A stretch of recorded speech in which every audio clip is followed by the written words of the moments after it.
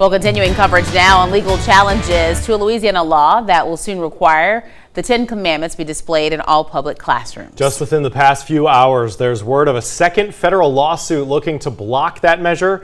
Louisiana's 2020 Teacher of the Year becomes the first educator seeking to stop the law. And the new lawsuit comes as a federal judge just heard arguments in the initial suit brought by a group of parents and students. And News 15's Jeff Horchak joins us live in studio tonight with those details. Jeff? Jim and Marcel, Louisiana is the first state in the nation with such a requirement, and it's been championed by Governor Jeff Landry. Supporters of the law told a judge the measure is not solely religious, but has some historical significance as well.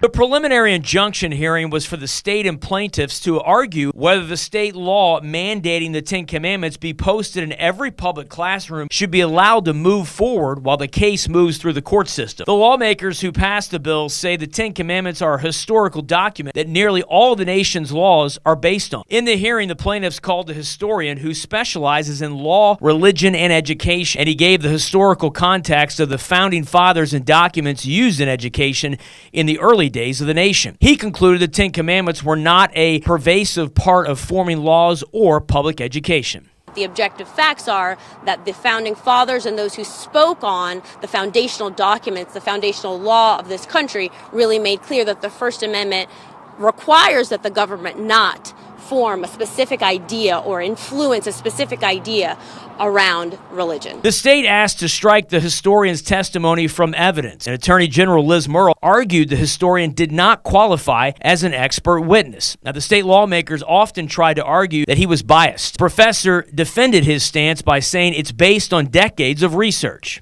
The legal test for whether it violates the First Amendment or not, and I don't think that what he said had anything really relevant to that question for the judge. This hearing is not on if the law is constitutional or not, only to determine if the posters can start being posted starting November 15th.